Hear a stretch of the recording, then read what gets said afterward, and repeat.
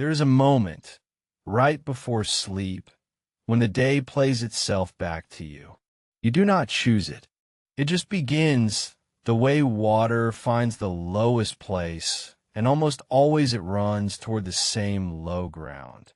The thing you forgot, the conversation that went wrong, the small failure you replay, as if replaying it could change it. The day is over, and yet your mind keeps auditing it, and the audit is nearly always a list of what was missing. So you arrive at sleep already a little defeated, having spent your last waking minutes reviewing the worst of a day that also, somewhere in it, gave you something. So tonight, let us do something quieter and more deliberate than the mind would do on its own. Before you sleep, name 3 gifts the day gave you. Not what you achieved, not what you fixed. 3 specific things you received, however small. This is the whole practice, and it is more powerful than its simplicity suggests, because the way you end a day rewrites the way you remember it, and the way you remember today is the ground you wake on tomorrow. It would be easy to dismiss this as soft, the kind of advice that sounds nice and changes nothing. But the man who has studied it longest would disagree, and he has the numbers. Robert Emmons, a psychologist at the University of California, spent much of his career asking a plain question. What happens to people who deliberately record a few specific things they are grateful for? Not vague good mood, a practice, an actual list. And what he found across study after study was not subtle. The people who kept it slept longer and more deeply. They reported more energy, lower distress, a steadier sense of well-being.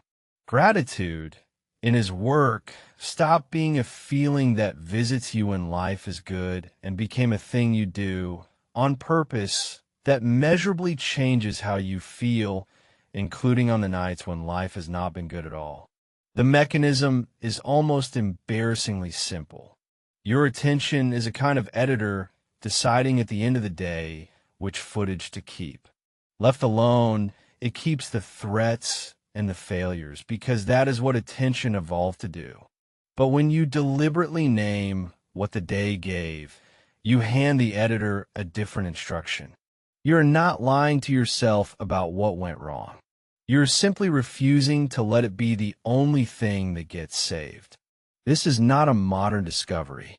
5 centuries ago, Ignatius of Loyola built a nightly review that thousands of people still practice today, the examen, a short and ordered walk back through the hours of the day. What matters for tonight is where he chose to begin. The first movement of the examen is not confession and not problem solving. Before you examine anything, before you weigh a single failure, you rewalk the day and you notice its gifts. Gratitude comes first, deliberately, because Ignatius understood something the research would only confirm much later, that you cannot see a day clearly through the narrow lens of what you lacked. You have to widen the lens first.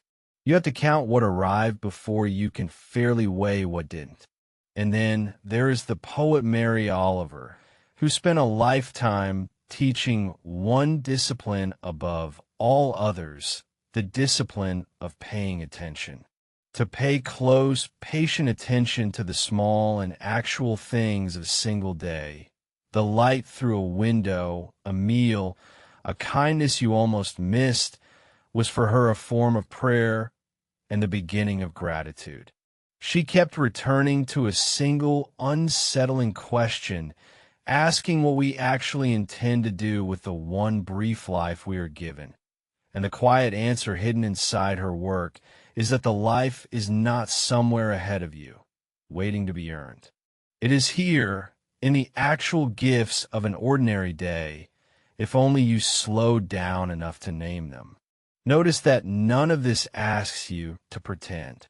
You're not being told the day was perfect, or that nothing was lost, or that you should feel grateful for hardship.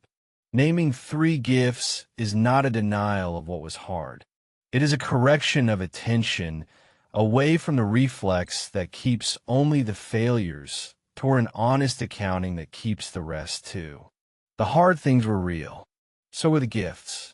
Tonight, you're simply choosing not to let the hard things have the last word, because they are not the whole truth of the day. And notice what makes this a discipline and not a mood. A mood arrives on its own, or doesn't. A discipline you perform whether or not you feel like it, especially on the nights you don't.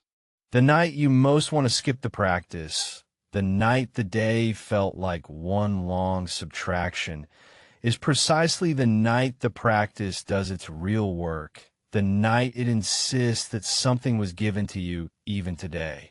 So tonight, before sleep, I name what the day gave. I name 3 gifts, small and specific, and I let them be enough. I refuse to let what was missing be the only thing I remember. I receive the day as something given, not only something owed. I pay attention to what was actually here, the way attention is its own quiet prayer. I close the day on gratitude, and I let gratitude close it gently.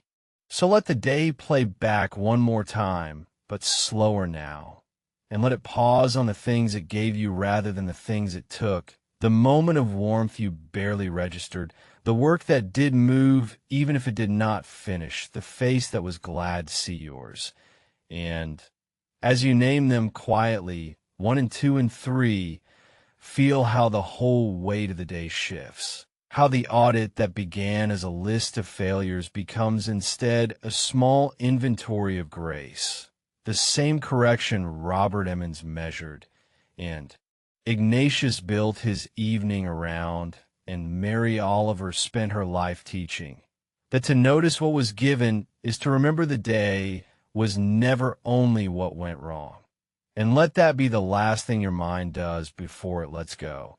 Not the replaying of the failure, but the naming of the gift, so that you carry in a sleep not a debt, but a small gladness. Knowing that in the morning the companion to this night will ask you to open the next day with a question instead of a count, the way Benjamin Franklin opened each morning asking what good he could do that day, the way Gabrielle Eddingen's WOP turns a wish into a clear-eyed plan, the way Greg McEwen asks what one essential thing matters, because the morning opens by setting the aim and the night closes by naming the gifts the day actually gave, and between those 2 small disciplines a whole life is quietly held.